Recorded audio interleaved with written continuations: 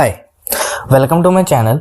तो आज हम जानेंगे कि ऐसे कौन से म्यूचुअल फंड्स हैं जिन्होंने 2022 में बहुत अच्छी ग्रोथ भी दिखाई, साथ के साथ बहुत गंदी गिरावट भी दिखाई।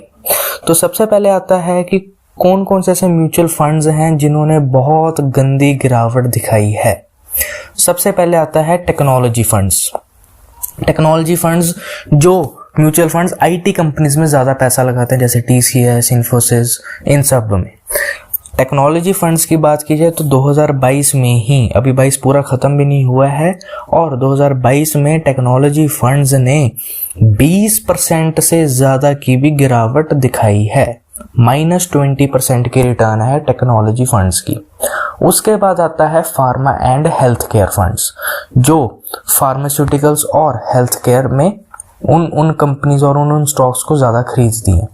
वो भी फार्मा सेक्टर भी 2022 में काफ़ी गिरावट वाला रहा, और इस फंड ने 10% से ज़्यादा की गिरावट दिखाई है।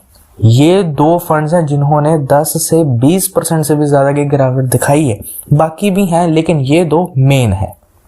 उसके बाद आता है कि कौन से ऐसे म्यूचुअल फंड्स हैं जिन्होंने बहुत बहुत अच्छी ग्रोथ दिखाई है। तो सबसे पहले आता है PSU funds. PSU funds total mutual fund industry ने ऑन एन एवरेज 20% की ज़्यादा ग्रोथ दिखाई है। उसके बाद आता है बैंक्स एंड फाइनेंशियल सर्विसेज, उसने 15 से 18% की ग्रोथ दिखाई है।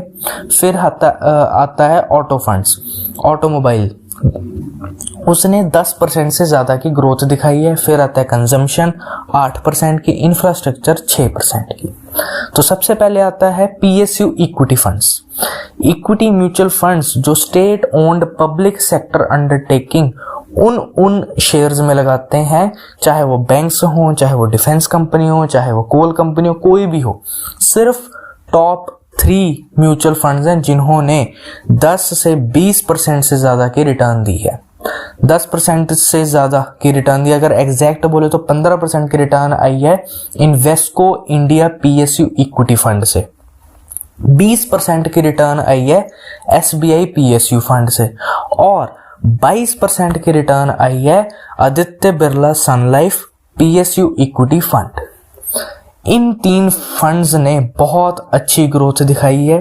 क्यों? क्योंकि पीएसयू जो भी पब्लिक सेक्टर अंडरटेकिंग स्टॉक्स हैं, वो पिछले काफ़ी सालों से बहुत ज़्यादा अंडर परफॉर्म कर रहे थे, और 2022 में ही इन्होंने बहुत ज़्यादा अच्छी रिटर्न दी है। चाहे वो बैंक्स हो, चाहे वो डिफेंस कंपनी हो, चाहे वो कोल कंपनी हो, इन तीनों कंपनीज ने बहुत ज़्यादा अच्छी ग्रोथ दिखाई है, जिसकी वजह से एसबीआई हो, आदित्य बिरला हो, या फिर इन्वेस्को हो, इन्होंने बहुत अच्छी रिटर्न दी है। एसबीआई पीएसयू फंड के फंड मैनेजर का कहना है कि पीएसयू जो इतने काफ़ी सालों से कम 15 से 20 साल तक अंडर परफॉर्म करता रहा, जो काफ़ी इन्वेस्टर्स इसमें निकल गए थे क्योंकि बहुत कम रिटर्न दे रहा था। लेकिन जो इन्वेस्टर्स ने इतने सालों से उसको पकड़े ही रखा, उनको अब जाकर बहुत अच्छी रिटर्न आई है। तो जिसकी वजह से बैंक्स और डिफेंस कंपनीज ने बहुत अच्छी मोमेंटम दिखाई है, चाहे वो टेक्निकली हो, चाहे वो फंडामेंटली हो, चाहे उनके ऑर्डर बुक्स हो, चाहे वो कॉर्पोरेट लोन ज़्यादा देना हो, डिपॉजिट्स बढ़ने हो, फाइनेंशियल्स में ग्रोथ आई, जिसकी वजह से पीएसयू ने बहुत अच्छी ग्रोथ दिखाई है। और आगे भी 2023 और 23 के बाद भी ग्रोथ होने की उम्मीद है, ऐसा फंड मैनेजर का कहना है। उसके बाद आता है banks and financial services. Banks चाहे वो प्राइवेट हो, चाहे वो पब्लिक हो, चाहे वो कोई भी फाइनेंशियल सर्विस कंपनी हो, उन सब फंड को कहते हैं बैंक्स एंड फाइनेंशियल सर्विसेज। तो टॉप 5 कंपनीज हैं, जिसमें से अगर हम यूटीआई, आईसीआईसीआई और एडलवीज, इन तीनों को देखें तो इनकी रिटर्न 20% ही रही है।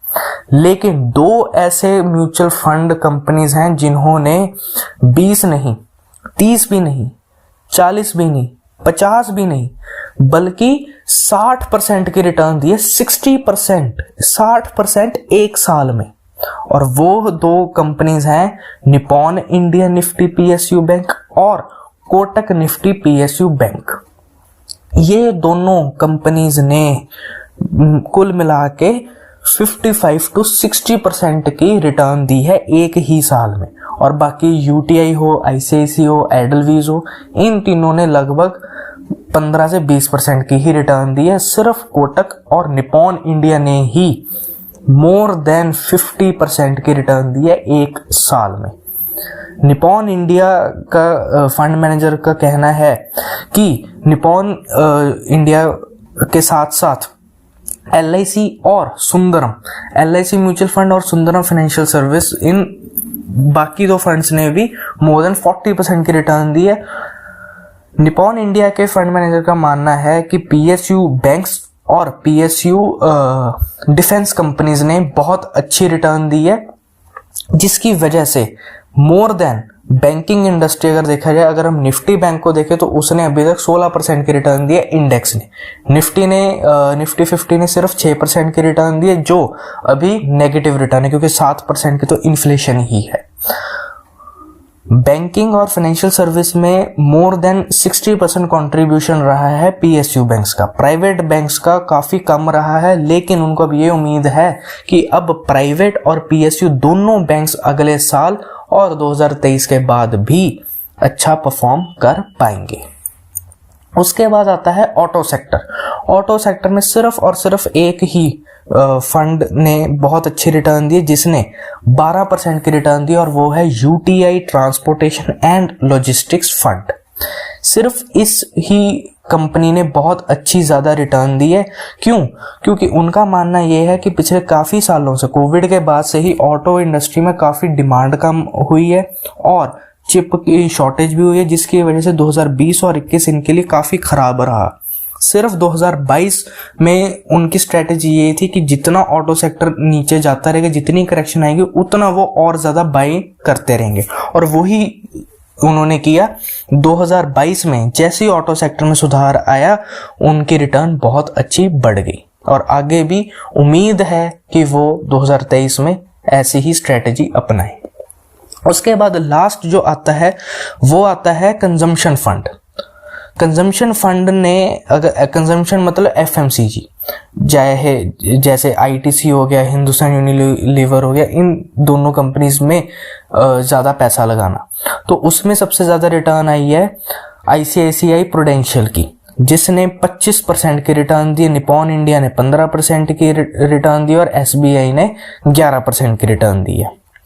आईसीआईसीआई के फंड मैनेजर का मानना है कि काफी महीनों से कमोडिटी प्राइस भी गिरे हैं, उसमें भी करेक्शन आई है, थोड़े प्राइस कट्स भी हुए हैं, जिसकी वजह से कंज्यूमर डिमांड अगर देखा जाए तो 2020 और 21 के, चाहे वो फेस्टिव सीजन हो, चाहे वो वेडिंग सीजन हो, चाहे कोई भी रिटेल कंजम्पशन हो, कोविड के बाद से ही काफी ज्यादा इंप्रूवमेंट आई है, जिसकी वजह से स्टॉक में भी काफी ग्रोथ रही है।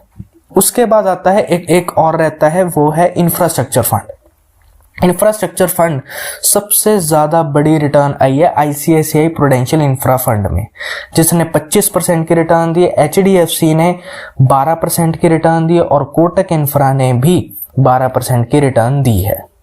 आईसीआईसीआई प्रूडेंशियल के फंड मैनेजर का मानना है कि इस बजट 2022 में जो गवर्नमेंट ने गति शक्ति हो या फिर इंफ्रास्ट्रक्चर स्कीम्स हो, ये जो स्कीम्स चलाई हैं, उसकी वजह से ही इंफ्रा स्टॉक्स में बहुत अच्छी ग्रोथ रही है, जिसकी वजह से जो इन्होंने स्टॉक्स डाले थे उसकी और भी क्वांटिटी बढ़ाई और ग्रोथ और भी ज्यादा बढ़ी है।